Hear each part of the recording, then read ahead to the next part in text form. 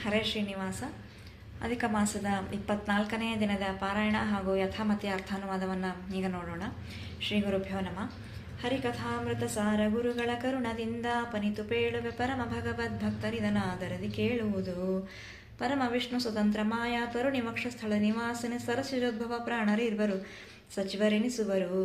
ಸರ್ವಕರ್ಮಗಳಲ್ಲಿ ತತ್ಪ್ರಿಯರು ರಘಭೂಷಣ ಹಂಕೃತಿತ್ರಯ ಕರೆಸುವರಮರೇಂದ್ರಾರ್ಕಮುಖರೇಂದ್ರಿಯ ಪರಿಣಿಸುವರು. ಇದು ಸ್ವಗತ ಸ್ವಾತಂತ್ರ್ಯ ಸಂಧಿಯ ಮೊದಲನೇ ನುಡಿ, ಅಂದರೆ ಮಂಗಲ ಪದ್ಯ. ಮಾಯಾವಾದ ಖಂಡನದ 26ನೇ ಸ್ತೋತ್ರವನ್ನು ಆಧರಿಸಿ ಈ ಒಂದು ನುಡಿಯ ರಚನೆ ಆಗಿದೆ ಅಂತ ಹೇಳಬಹುದು. ಈ ಒಂದು ಕಿರುಹೊತ್ತಿಗೆಯಲ್ಲಿ ಇದನ್ನು 24ನೇ ನುಡಿಯನ್ನಾಗಿ ತಗೊಂಡಿದ್ದಾರೆ.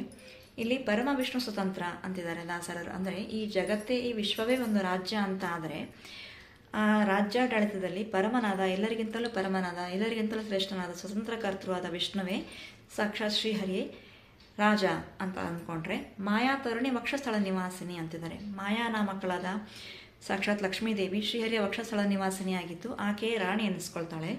ಸರಸಿಜೋದ್ಭವ ಪ್ರಾಣರಿರುವರು ಸಚಿವರೆನಿಸುವರು. ಸರಸಿಜೋದ್ಭವ ಅಂತಂದರೆ, ಸರಸಿಜ ಅಂದರೆ ಕಮಲದಿಂದ ಹುಟ್ಟಿದ್ದು, ಅಂದರೆ ಬ್ರಹ್ಮದೇವರು. ಸರಸಿಜೋದ್ಭವ ಪ್ರಾಣ ಅಂದರೆ ಮುಖ್ಯ ಪ್ರಾಣದೇವರು. ಸರಸಿಜೋದ್ಭವ ಪ್ರಾಣರಿರುವರು ಅಂದರೆ ಬ್ರಹ್ಮ ವಾಯುಗಳು ಈ ಇಬ್ಬರು, ಈರ್ವರು ಅಂದರೆ ಇಬ್ಬರು ಸಚಿವರೆನಿಸುವರು, ಮಂತ್ರಿಗಳನ್ನಿಸ್ಕೊಳ್ತಾರೆ. ಈ ವಿಶ್ವವೇ ಒಂದು ರಾಜ್ಯ ಅಂತಾದರೆ ಪರಮನಾದ ವಿಷ್ಣುವೇ ರಾಜ, ಆತನ ವಕ್ಷಸ್ಥಳ ನಿವಾಸನಿಯಾದ ಮಾಯಾ ನಾಮಕಳದ ಲಕ್ಷ್ಮಿಯೇ ರಾಣಿ, ಈ ಬ್ರಹ್ಮವಾಯುಗಳು ಸಚಿವರು ಅಂತಾದರೆ ಸರ್ವಕರ್ಮಗಳಲ್ಲಿ ತತ್ಪ್ರಿಯರು ರಘಭೂಷಣ ಹಂಕೃತಿತ್ರಯ ಅಂತಿದ್ದಾರೆ. ಸಾಕ್ಷಾತ್ ಶ್ರೀಹರಿಗೆ ಹಾಗೂ ಬ್ರಹ್ಮಾದಿ ದೇವತೆಗಳಿಗೆ ಎಲ್ಲ ಕೆಲಸಗಳಲ್ಲೂ ತತ್ಪ್ರಿಯರಾದ, ಅತಿ ಪ್ರಿಯರಾದ ಉರಗಭೂಷಣ ಅಂತಂದರೆ ಉರಗವನ್ನೇ ಸರ್ಪವನ್ನೇ ಭೂಷಣವೆಂದು ಅಲಂಕರಿಸಿಕೊಂಡ ಮಾರುದ್ರ ದೇವರು ಸಾಕ್ಷಾತ್ ಶ್ರೀಹರಿಗೆ ಹಾಗೂ ದೇವತೆಗಳಿಗೆ ಸರ್ವಕರ್ಮಗಳಲ್ಲಿಯೂ ತತ್ಪ್ರಿಯರಂತೆ. ಹಾಗಾಗಿ ಅವರನ್ನು ಸರ್ವಕರ್ಮಗಳಲ್ಲಿ ತತ್ಪ್ರಿಯ ಅಂತಿದ್ದಾರೆ.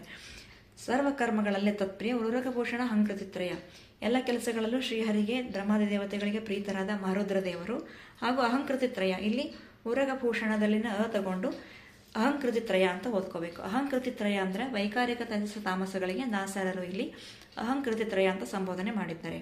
ಅಹಂಕೃತಿತ್ರಯಗಳು ಅಂತಂದರೆ ಗರುಡ ಶೇಷ ರುದ್ರಾದಿಗಳು ಅಂತ ಹೇಳಬೇಕು. ಕರೆಸುವರ ಅಮರೇಂದ್ರಾರ್ಕ ಮುಖರೇಂದ್ರ ಪರಿಣಿಸುವರು ಅಂತಂದರೆ ಅಮರೇಂದ್ರ ಅರ್ಕ, ಇದನ್ನು ಬಿಡಿಸ್ಕೊಂಡ್ರೆ ಅಮರ ಪ್ಲಸ್ ಇಂದ್ರ ಪ್ಲಸ್ ಅರ್ಕ.